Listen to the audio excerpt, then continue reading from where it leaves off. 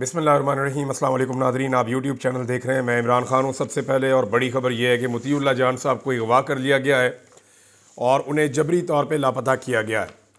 मोतीउल्लाह जान साहब कवरेज कर रहे थे और वो देख रहे थे अस्पताल के मामलात को कि कितनी लाशें कहाँ पे मौजूद हैं और कितने लोग जो हैं उनको बुलेट इंजरी आई है। एक्चुअली इन चीज़ों की तहकीकात की वजह से वो मौजूद थे अपने साथी साकिब बशीर साहब के साथ जब इन दोनों लोगों को अगवा कर लिया गया नामालूम अफराद की जानिब से।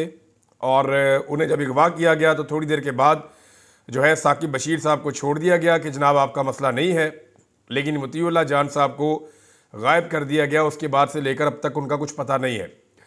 उनके बेटे ने एक वीडियो, जब मैं वीडियो रिकॉर्ड कर रहा हूँ तब तक उनका कुछ नहीं पता, और उनके साहबजादे ने एक वीडियो उनके अपने ट्विटर अकाउंट से पोस्ट की है मोतीउल्लाह जान साहब के, जिसमें उन्होंने बताया कि उनके बेटे को जो है वो रियासती इदारों ने अगवा किया है और किसी किस्म की कोई इतला नहीं है। ये नहीं बताया गया कि उन्हें गिरफ़्तार किया गया है, किसी किस्म की कोई इन्फॉर्मेशन नहीं दी गई। और उन्होंने एक बड़ा जज्बाती पैगाम रिकॉर्ड किया है अपने वालिद के अगवा के हवाले से। उन्होंने कहा जी मेरे वालिद का ये कसूर है कि वो हर जगह पे जाकर ख़ुद चीज़ों की कवरेज करके और लोगों को बताना चाहते हैं, उन्हें इस बात का शौक़ है कि वो जर्नलिज़म करें और जर्नलिज़म उनका कसूर है। अब मोतीउल्लाह जान साहब के अगवा के बाद जिन चीज़ों पे हमें शक हो रहा था वो यकीन में बदलता जा रहा है कि कुछ तो ऐसा है जिसकी पर्दादारी है और उसको छुपाने की कोशिश की जा रही है। मोतीउल्लाह जान साहब ने वो क्या चीज़ें की हैं जिनकी वजह से उनको उठाया गया, तो दो ऐसी बुनियादी चीज़ें हैं जो मोतीउल्लाह जान साहब ने गुज़िश्ता 2-3 दिनों में की हैं। नंबर एक, आपको याद होगा कि 25 तारीख की रात को, यानी 25 और 26 की दरमियानी रात को रेंजर्स के 3 जवान और एक FCI एहलकार जो है वो शहीद हो गए थे। और उनके बारे में पहली खबर ये दी गई कि इन्हें पाकिस्तान तहरीक इंसाफ के मुजाहिरीन ने मार डाला है, इस किस्म के इल्ज़ामात लगाए गए। और ये प्रोपेगेंडा अभी शुरू भी नहीं हुआ था कि मोतीउल्लाह जान साहब हादसाती तौर पे वो वहाँ मौजूद थे। जब एक जर्नलिस्ट मौजूद होता है तो उसको मौका मिल जाता है, तो ये मौका कुदरती तौर पे मोतीउल्लाह जान साहब को मिला कि वो वहाँ मौजूद थे। और क्योंकि वो सीनियर जर्नलिस्ट हैं, उन्होंने इसकी तहकीकात की, तो मौके पर ही उनको कुछ गवाह मिल गए। और जब उन्होंने इसके बारे में अपनी राय दी मोतीउल्लाह जान साहब ने और तहकीकाती रिपोर्ट अपनी एक बनाकर पेश की, तो ये सारा मामला एक हादसे में बदल गया और पता चला कि जनाब ये वाक़या जो है वो पाकिस्तान तहरीक इंसाफ के या आम लोगों के जो मुजाहिरीन आए थे उन्होंने अटैक नहीं किया, बल्कि ये जब गाड़ियाँ भाग रही थी तो ये उसमें से गिरे और हादसाती तौर पर ये वाक़या पेश आया कि ना सिर्फ ये 4 लोग बल्कि एक पाकिस्तान तहरीक इंसाफ का कारकुन जो है वो भी इसी वाक़े के अंदर जाँ बहक हो गया। बाद में मोतीउल्लाह जान साहब ने जो रिपोर्टिंग की उस पर पूरा का पूरा जो प्रोपेगेंडा खड़ा किया गया था पाकिस्तान तहरीक इंसाफ के ख़िलाफ़, वो प्रोपेगेंडा जो है वो फारिग हो गया। और उसके बाद ये हुआ कि कुछ लोगों ने जो विजुअल्स बनाए थे वो सामने आना शुरू हो गए इसकी सपोर्ट में, यानी जो सपोर्टिंग एविडेंस है मोतीउल्लाह जान साहब की खबर के वो भी मिलना शुरू हो गए। तो ये जो पूरा का पूरा वाक़या है ये वो काम नहीं हो सका जिसकी तवक्को की जा रही थी या जो हुकूमत की जानिब से प्रोपेगेंडा बनाया जा रहा था कि एक विक्टिम कार्ड इस्तेमाल किया जाए, एक हादसे को एक कत्ल के वाक़े में तब्दील किया जाए। दूसरा, जनाब मोतीउल्लाह जान साहब ने जो सानिया डी चौक हुआ इस हवाले से वो भरपूर कोशिश कर रहे थे कि किसी तरह से लाशों और ज़ख्मियों का खोज लगाया जाए। मोतीउल्लाह जान साहब बार बार हॉस्पिटल जा रहे थे, मोतीउल्लाह जान साहब जो है वो बार बार रिकॉर्ड इकट्ठा कर रहे थे, तमाम उन लोगों से बात कर रहे थे जो ऐनी शाहिदीन है, वो ये खोज लगाना चाह रहे थे कि फायरिंग की जद में कितने अफराद आए हैं। मोतीउल्लाह जान साहब ने बाकी सारे सहाफ़ियों के साथ मिलकर इस बात के ऊपर जोर दिया कि यहाँ पर रियल बुलेट फायर किए गए हैं। हालांकि हुकूमत इस बात से जान छुड़ाना चाह रही है और वो ये साबित करना चाह रहे हैं कि यहाँ पर असली गोलियाँ नहीं चली। आलमी मीडिया ने भी ये बताया कि असली गोलियां चली हैं, पाकिस्तानी मीडिया भी ये बता रहा है कि असली गोलियां चली हैं, लेकिन पाकिस्तान का सोशल मीडिया, जो पाकिस्तान का इलेक्ट्रॉनिक मीडिया है, वो वही कहता है जो उनके सेठ कहते हैं और सेठ वही कहते हैं जो हुक्म सेठों को मिलता है।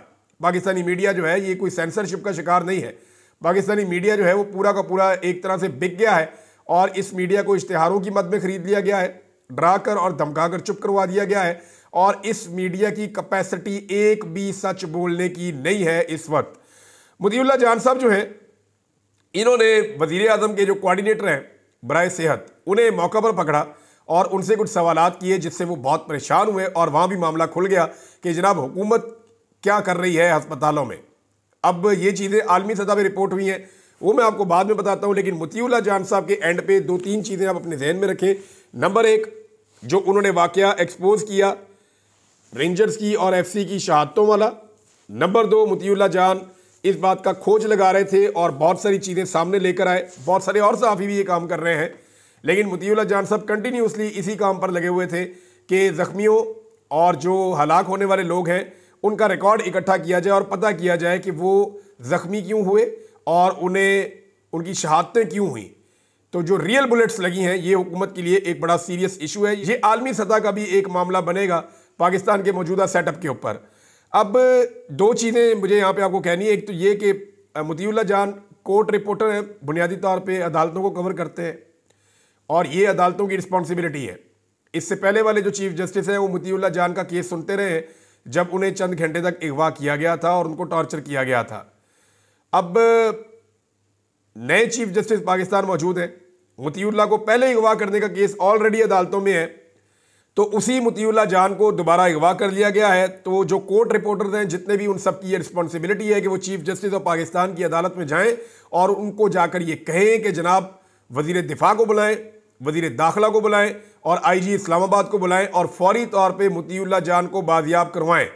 ये अगर रिपोर्टर्स नहीं करेंगे तो ये आग फैलेगी। आप सारे भी जर्नलिज्म करते हैं, कल को ये आपके दरवाजे पे भी आएगी, बारी बारी सबकी बारी आप लोगों को भी अगवा किया जाएगा। जब मुझे अगवा किया गया था या उससे पहले और लोगों को अगवा किया गया था तो बाकी लोग मुतमईन रहते हैं, लेकिन देखें अल्टीमेटली ये चीज़ें आगे बढ़ती हैं, ये रुकती नहीं है। बहरहाल तमाम सहाफ़ियों की जिम्मेदारी है कि वो मुतीउल्लाह जान के लिए आवाज़ उठाएं।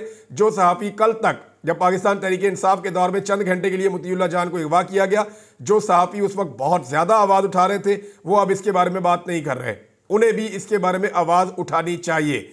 PMLN मुझे अच्छी तरह याद है कि मरियम औरंगज़ेब और मरियम नवाज़ मुतीउल्लाह जान को मुती भाई कह के बुलाते हैं, क्योंकि उस वक्त मुतीउल्लाह जान उन्हें सूट कर रहे थे और ये सारे उनके घर भी पहुंच गए थे। तो अब मामला ये है कि देखना होगा कि उनके घर में कौन पहुंचता है। चीफ जस्टिस की एक बड़ी जिम्मेदारी है और उनका ये इम्तिहान है कि वो आदमी जो रोज़ाना उनकी अदालत में आता है उस आदमी को अगवा कर लिया गया है। वकला को भी ये जिम्मेदारी लेनी चाहिए, कोर्ट रिपोर्टर्स को ये जिम्मेदारी लेनी चाहिए और जो मौजूदा हुकूमत है उन्हें फौरी तौर पर मुतीउल्लाह जान को बाजियाब करना चाहिए। दूसरी जानिब नाज़रीन, जो लाशों वाला मामला है या जो ज़ख्मियों वाला मामला है ये शिद्दत इख्तियार करता चला जा रहा है। यहाँ पे हमारे पास कुछ रिपोर्टें हैं और ये रिपोर्टें इंटरनेशनल मीडिया में छपी हैं। एक द गार्डियन ने इसके ऊपर लंबा चौड़ा आर्टिकल लिखा है, न्यूयॉर्क टाइम ने तो अपने फ्रंट पेज के ऊपर बाकायदा पाकिस्तान में होने वाली फस्तायत को दिखाया है। प्रॉपर तरीके से उन्होंने फ्रंट पेज के ऊपर बड़ा करके उन्होंने लगाया और सारा दिखाया कि पाकिस्तान के अंदर फस्तायत किस अंदाज में हो रही है। बहरहाल जो गार्डियन है उन्होंने एमरजेंसी में जो काम करने वाले डॉक्टर हैं उनसे रब्ता किया है और डॉक्टर के मुताबिक उसने 40, अकेले डॉक्टर ने, बाकी डॉक्टर की बात नहीं हो रही, उस डॉक्टर ने 40 से ज़ायद ज़ख्मियों का इलाज किया है और इनमें से अक्सर लोगों को गोलियां मारी गई थी, कई लोगों को गोलियां मारी गई थी। डॉक्टर ने बताया कि हुकाम ने मरने वालों और ज़ख्मियों का तमाम रिकॉर्ड अपने कब्जे में ले लिया है, हमें बात करने की इजाज़त नहीं है। ये द गार्डियन ने इसको लिखा है कि जितना भी रिकॉर्ड है वो सरकार अपने कब्जे में ले गई है, कि ज़ख्मियों का भी और जो लोग वहाँ पे शहीद हुए हैं, जिनकी जानें गई हैं, उनका रिकॉर्ड भी, और लाशें कोई नहीं मिल रही, पता नहीं चल रहा। पाकिस्तान तहरीक इंसाफ डिफरेंट क्लेम कर रही है, यानी सलमान अकरम राजा साहब 20 कह रहे हैं, कोई 40 कह रहा है, कोई 10 कह रहा है, हर एक का अपना अपना फिगर है। मेरे ख्याल में पाकिस्तान तहरीक इंसाफ को इसके ऊपर एक कमेटी बनानी चाहिए फौरी तौर पे और उस कमेटी को तहकीकात करनी चाहिए कि उनके कितने लोग गिरफ्तार हुए हैं, कितने लोग लापता हुए हैं, कितने लोगों की अब तक लाशें मिली हैं, कितने लोग ज़ख्मी हुए हैं और उनमें से कितने लोगों को जो इंजरी है वो बुलेट इंजरी है, यानी जिन लोगों को गोली लगने से, जो रियल बुलेट है वो लगने से जो लोग ज़ख्मी हुए हैं उनका भी डाटा दिया जाए, उनकी तस्वीरें दी जाएं, उनके ज़ख्म जो हैं उनकी तस्वीरें बनाकर लगाई जाए ताकि एक्सपोज किया जा सके। लेकिन इस मामले में पाकिस्तान तहरीक इंसाफ क्यों पीछे चल रही है वो मैं आपको भी बता देता हूँ। ये बरतानवी अखबार जो है द गार्डियन, उसने सरकारी ज़राए से दावा किया है कि कानून नाफिज करने वाले इदारों की फायरिंग से 17 शहरी जो हैं वो शहीद हुए हैं। यानी द गार्डियन का ये दावा है और वो सरकारी ज़राए से दावा कर रहा है कि 17 लोगों की शहादतें हुई हैं। पाकिस्तान तहरीक इंसाफ का फिगर इनके साथ अभी नहीं मिलता और सैकड़ों लोग ज़ख्मी हुए हैं। एक डॉक्टर ने अखबार को बताया कि अमवात पर पर्दा डालने के लिए जो हुक्काम है उन्होंने जाँ बहक होने वाले और ज़ख्मी होने वाले लोगों का रिकॉर्ड अपने कब्जे में ले लिया है। जनाब ये बड़ा क्लियरली द गार्डियन ने इसको लिखा है। अल जज़ीरा ने हुकूमत के इन तमाम दावों को मुस्तरद किया है कि हुकूमत का ये कहना कि वहाँ पे असली गोलियाँ नहीं चली और लोगों के ऊपर गोलियाँ नहीं जो है वो चलाई गई, तो ये दावा गलत है। अल जज़ीरा ने कहा जी हमने इसको खुद रिपोर्ट किया है, खुद ज़ख्मी देखे हैं, खुद जो है वो हर चीज़ का मुशाहिदा किया है और ख़ुद हाथ में पकड़ के गोलियां उन्होंने दिखाई।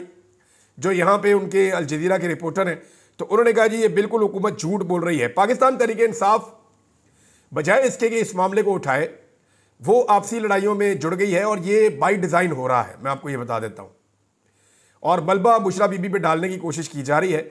इस पर डॉक्टर शहबाज गिल ने एक ट्वीट किया है, पहले मैं वो आपको पढ़ के सुना देता हूँ, फिर मैं आपको बताता हूँ कि एक्चुअली हो क्या रहा है और ये किसने कहा है और मजबूरी क्या है।